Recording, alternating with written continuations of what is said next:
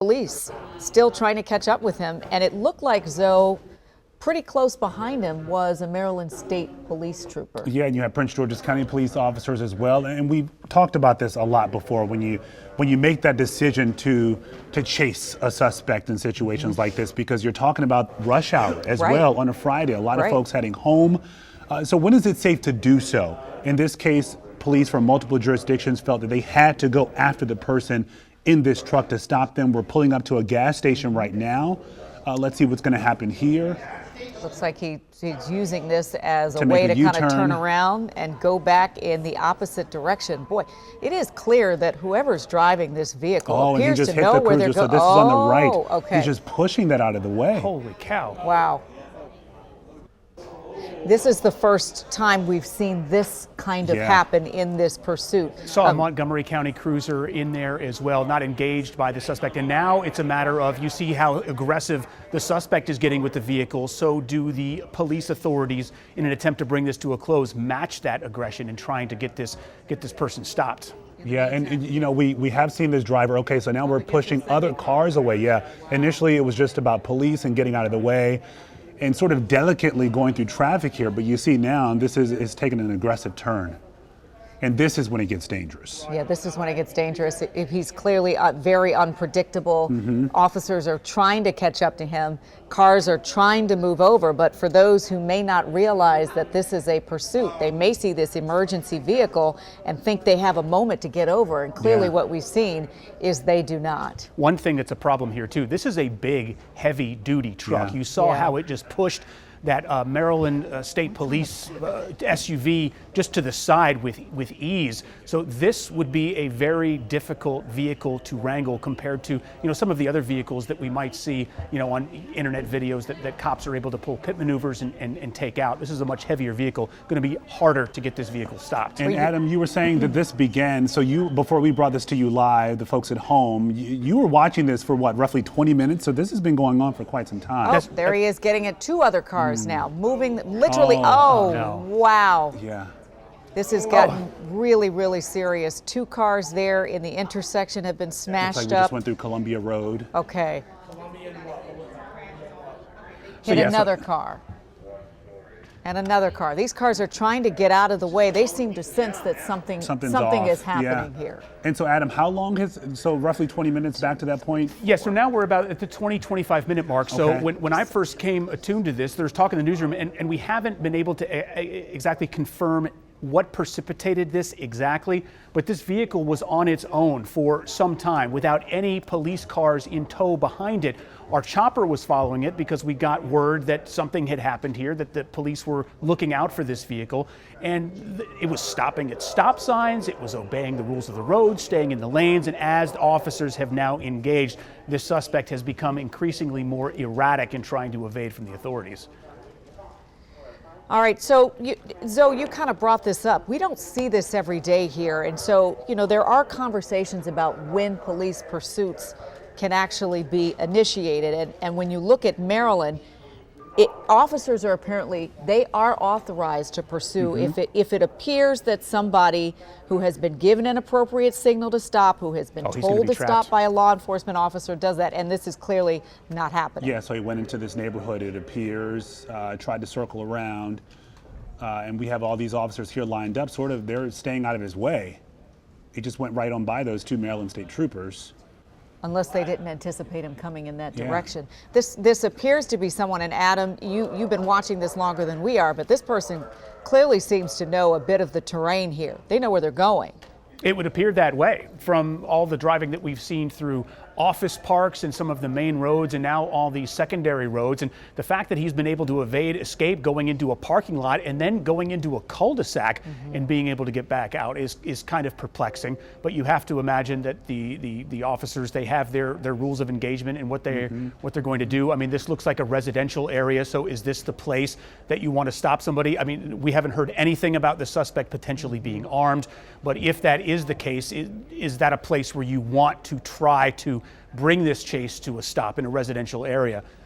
So it looks like we're at the end of the Another road cul-de-sac here. But once again, we're making a U-turn, and you have some of those officers. Those of you watching at home, you've noticed they're blocking off some of those streets. Presumably, in this case, they're trying to keep people out of the path of this driver. Right. So you're working on not only capturing this person, this driver, but you're trying to make sure folks are staying safe as well. Yeah, we've seen several different scenes. So they've got this roadside assistant truck being reported stolen, still on the stopped, run. by the way. Stop for just a moment here. He has hit at least 5 to 6 vehicles as we could count, so leaving that wreckage in the wake of what happened. Police have to respond to those areas and make sure they are okay. They, in the meantime, are trying to get this driver to stop the vehicle, which, as you mentioned, Zoe, has happened, but to actually get this driver out of there so they can get rid of the danger that's out on the roads. And then, okay, so you've seen this play out already and how this person is driving through the streets of this area. Who knows what's inside of the truck? That's going to be the other issue. When do you approach? How close can you get?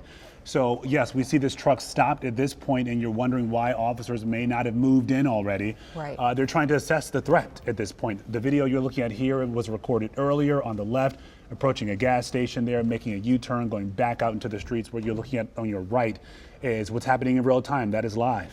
And we've seen this pursuit sort of titrate up in the aggression of the driver, right? Hitting one vehicle there, pushing that state police vehicle over to maneuver out of that area, heading into other intersections, hitting other drivers, pushing them out of the way, people who seem to be trying to get out of the way, and then other people, unsuspected, can't really tell what's happening, but trying to get out of the way, and they weren't able to do that either. So this, again, is some video, if you're joining us on the left, of the pursuit when it was in action. This is an emergency response vehicle that has hit a Maryland police vehicle there on the left. Then it was sort of on the run, on the move, maneuvering here, hitting cars as it goes. And then on the right, Zoe, we see this vehicle has stopped, and we're waiting to see what's happening there. Yeah. So this picture on the right is by White Oak, the MVA. That's where we're stationed right now, where that driver has come to a stop. And Adam, just for some context here, originally you said we were just watching this truck. It was just driving without police behind it. We got word that the vehicle was stolen. That was it. Right. So this happened, we started monitoring it in Calverton. Sky 9 was over the scene of this vehicle, which was driving. Other cars were passing it on the road. It just looked like a roadside emergency vehicle with its lights on, driving down the road. There were no police cars in pursuit at that point. Even at that point, we're told that the Maryland State Police helicopter was not even involved. It was simply the news chopper that was overhead following this. And then as it came closer to when we eventually went on air with this, that's when this vehicle started to be pursued by officers. Everything that you've seen play out on our air is all of the impacts that the vehicle has made, and now it's moving again. We're on the move again here. But every single impact it's made with other vehicles, and I've counted at least 10 of them so far, we've all seen it. Nothing else happened before we actually came to air except for this vehicle evading police through an office center parking lot, and it impacted some power lines as it drove over a grassy field out of this parking lot in an attempt to get away from the officers who were following. Hey, Ads, you were just saying something about White Oak. Do we think he's in the White Oak area right now? Sort of White Oak, Silver Spring, Route 29 in that area? That would make sense. It's hard to follow as the chopper has been so intently focused very close in on it, but we do know that this started in Calverton. It was on Route 29. Then we saw the suspect get off onto 95 southbound and get off onto Powder Mill. So that's in the Beltsville, White Oak area. So yeah, White Oak would be closer to Silver Spring, right. Route 29. So it looks like it could be in that area. Yeah, it looks like we're on Route 29 at this point, and we just noticed the driver just go by a couple of officers there, and you're back on the highway again. At 29, which of course is a major thoroughfare between the DC area and Baltimore. A lot of folks would be driving this way during their rush hour trip home. It doesn't look like there are very many vehicles where this vehicle is right now, which suggests that maybe people have some understanding that something is going on here and they need to get out of the way. Yeah, so we talked a minute ago about some of those officers clearing the area, trying to close some of these roads. The assumption here is that they assumed he was going to go back out onto the highway, so they're trying to close down as much as they can. But at this point, you have to wonder what their strategy is to try and get the driver to stop. Yeah, because he stopped But clearly, as you can see here, the driver has continued to go. And we say he, we don't actually know who is in this vehicle.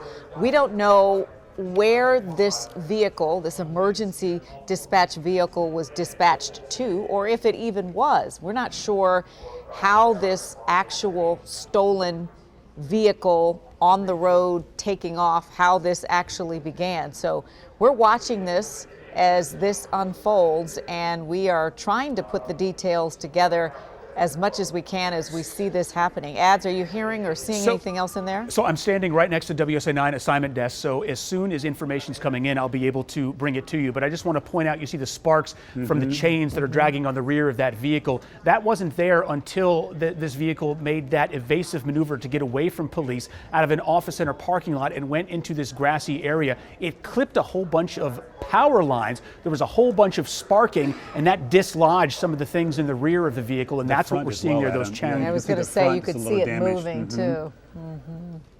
But what's kind of surprising as well is, you were touching on this earlier, Les, we're talking about Route 29 here. I'm assuming this is what we're traveling down right now. There wasn't much traffic before, but now we're starting to get into an area where you are dealing with heavier traffic. Whoa. We're at a light here, so you're pushing more of those cars and folks out of the way. Yeah, so Prelude Drive. All right, so I know where we are here now. Now he is heading in the direction of, going in the direction of sort of Columbia, Maryland, right? So you're on 29. Headed north. You've just come through downtown, Silver Spring, headed out more toward the Columbia area, the Beltsville area, and you can see lots of cars kind of moving out of the way. He's got a lot of terrain to move. And that's sort of like a 2 or 3 lane highway at that point. He's going to pass gas stations. He's going to pass, yep, there's the gas station. He's going to pass a shopping center on the right-hand side. That's where the Trader Joe's is, if that's a landmark that people may know. Crossing the road, going onto the opposite side of traffic now. Oh boy, this is trying to get out of the way. This is a problem. So this is what we saw earlier. They were just sort of letting this driver have it, go at it. But this is where they're probably, look at this here. Whoa, hit another car. Yeah, they're going to have to bring this to a stop a lot sooner as you look at this driver get Wow, more hitting aggressive. another car, 3 more cars, 4 cars, 5 cars, doing another maneuver to go back onto 29. Oh, it looks like he stopped at this so tree. I don't know if he's stuck or stopped. Nope, he's trying to back out of there. Again, so this all started with a report of a stolen truck, right, Adam? This is how so we have officers approaching right now. They appear to be opening the door. Are they pulling him out of the car? Looks like they're going to try to pull him out of the car. We Guns saw it drawn. moving just a bit. Those guns are drawn. I'm not sure if we're going to cut away. It looks like they're trying to break the back window.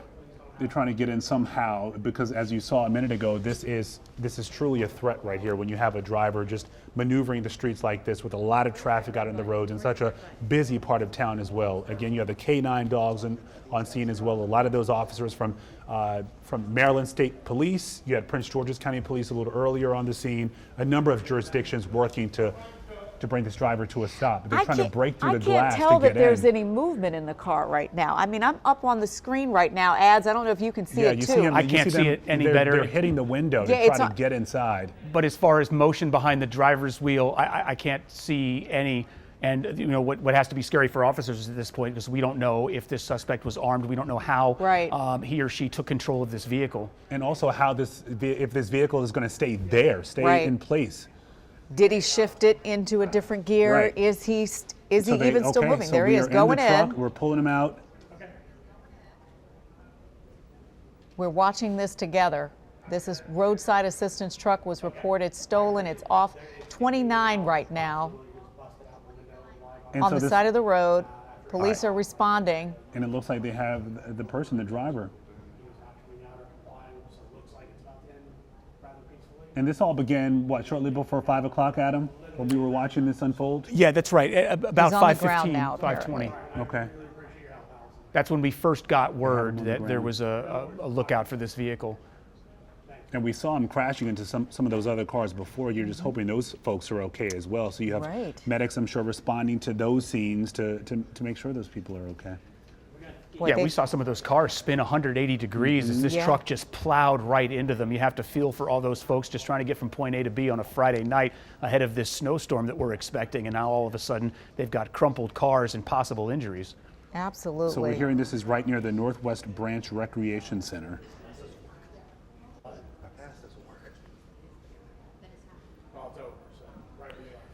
Trying to pull that up. Yeah, so it's not far. You mentioned the Trader Joe's in that area, Les. So we are. So it would appear too that they're just dealing with. I was just going to say it does appear that we're looking at the officers dealing with just one person. We couldn't get a good shot at any point to see how many people were in this vehicle, despite the fact that the officers went in from both sides. It looks like they are dealing with whoever was driving this vehicle there on the driver's side on the ground. They had the canines come in. The canines were called back. It appears that they have this person in custody. Yeah, so this is just off of Route 29 and Lockwood Drive. Which is not too far from the downtown Silver Spring area. If you are just tuning in, we have been watching what was once a police pursuit involving an emergency response vehicle from DDOT, that yellow truck that normally dispatches to help people who need help on the road, became a menace on the road, being tracked by several jurisdictions trying to get him to stop, and ended right here off of 29, where police have been able to pull the suspect out of that vehicle, get him on the ground, and they're in the process of assessing what damage he left in his wake. Damage from Calverton to here, hitting cars left and right, people who had no idea what was happening or were trying to get out of the way. And we saw this sort of amp up in intensity. It started out where he was just kind of moving, and then he got more aggressive, the driver. And that's when you notice police sort of step back just a bit, just to sort of recalibrate, figure out their approach. When they noticed this driver was getting more aggressive, he started to approach some of the busier areas in our town, and that's when they moved in. They figured they had to stop him right away because you had so many lives in danger at that point. Hey, Ads, by our count, what are we saying? At least a dozen cars got kind of caught up in this? At least a dozen until this last hurrah by the suspect in pulling through that gas station and then banged into a couple of more. So I would say somewhere closer to 20 vehicles have to be impacted by this, including the law enforcement vehicles. And that was the first vehicle that we saw the suspect plow into, trying to escape here about 10 minutes ago. Wow. And the question now is, again, who this person is, why this truck was stolen to begin with, what the plans were for that. We talk about carjackings and vehicles being stolen in our area quite often, and it's not often that you have a state truck being stolen. Right, and it's not often that we see a carjacking with a pursuit with multiple jurisdictions occurring too. Adam, you mentioned that obviously this is a Friday night, it's rush hour, it's people trying to get ahead of the storm that's happening. Any number of things are happening now, and so people certainly did not anticipate, here we go again. That was one of those moments. Boom, 3-4 cars there as the driver was quite aggressive in the pursuit before he was tracked down. And causing a head-on accident with that move here. Yeah. And when we started to follow this, before we actually brought it onto the air, where this vehicle was traveling, there wasn't a lot of traffic. So only in this area where we saw the vehicle finally come to a stop and make these evasive maneuvers, that's been around this heavy traffic scene. And then of course, going back 5 minutes ago when he got onto the opposite side of the road and was trying to get away from officers that way by going the wrong way down the road, just creating an extremely dangerous situation for everyone out there. Yeah, and like you were saying before too, clearly this person knows the area, knows the roads, because they were able to get away from police, for quite a while. Yeah. Well, I suppose the only good news out of this is it appears to be over. Ads, this started what? What time would you say? How long did this go on? We've been following this for a good 40 to 50 minutes at this point. But again, just within the last 20 minutes, 25 minutes is when the officers actually got involved as far as this pursuit went. So the unconfirmed information that we have is that this vehicle was stolen. This isn't, by all accounts, an MDOT employee who was driving this vehicle and then all of a sudden became engaged by the authorities. We're hearing that this was the suspect somehow got control of this vehicle and took off. We haven't heard anything to this point about that suspect possibly being armed or how he or she may have taken control of this vehicle. But this is something that just sort of ramped up slowly in intensity, and as more officers came in and got involved in this pursuit, and as this suspect apparently got more desperate to escape, that's where we saw all of these other vehicles start to be impacted. Yeah, and for police to give chase, they had to recognize some sort of threat very early on, and clearly they were spot on because of what we're seeing play out on our screen right now.